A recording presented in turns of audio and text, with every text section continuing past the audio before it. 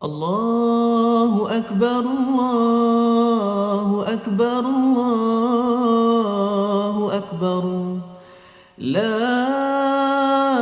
إله إلا الله والله أكبر الله أكبر ولله الحمد الله أكبر الله أكبر الله أكبر لا إله إلا الله والله أكبر الله أكبر ولله الحمد الله أكبر الله أكبر الله أكبر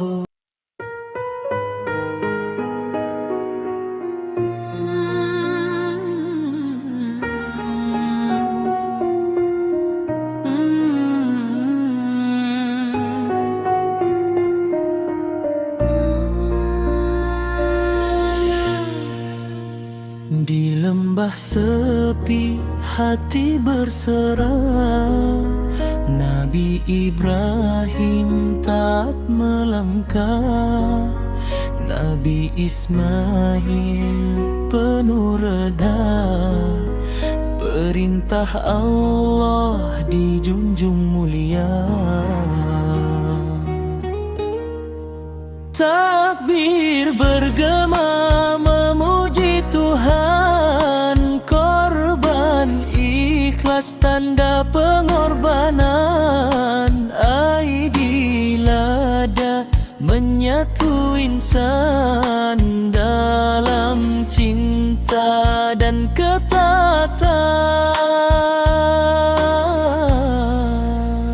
Di lembah sepi hati berserah, Nabi Ibrahim taat melangkah, Nabi Ismail penuh reda, perintah Allah dijunjung mulia.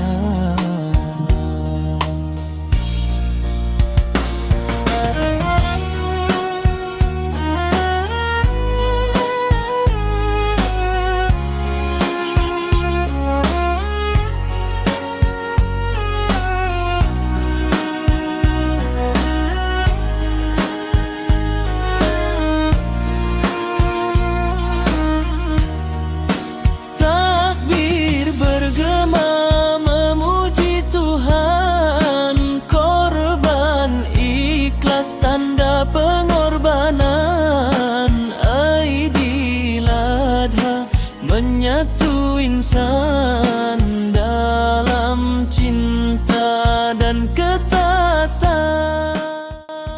Assalamualaikum warahmatullahi wabarakatuh. Inilah suasana di Masjid Kota Kemuning pada hari ini, yang mana kita mengadakan sebanyak 15 ekor haiwan sembelihan, iaitu 15 ekor lembu dan 2 ekor kambing. Dan suasana di sini seperti tuan lihat, makna ramai sukarelawan kita daripada ahli-ahli karya dari berbagai tempat datang untuk membantu kita pada hari ini. Dan insya-Allah kita sama-sama kita mengharapkan segala yang kita korbankan ini diterima oleh Allah Subhanahu Wa Taala, insya-Allah. Okey, kita bermula daripada pukul 9.30 tadi, dan insya-Allah dalam zuhur kita akan selesai, dan juga pengagihan lembu akan dibuat pada selepas dalam pukul 2.30.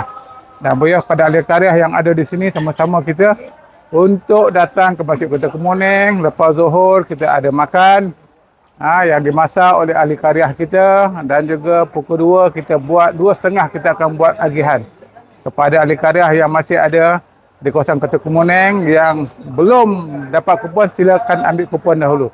Tanpa kupon, tuan-tuan kena tuku KIV dulu untuk dapatkan lembu, daging lembu yang disembelih, insya-Allah.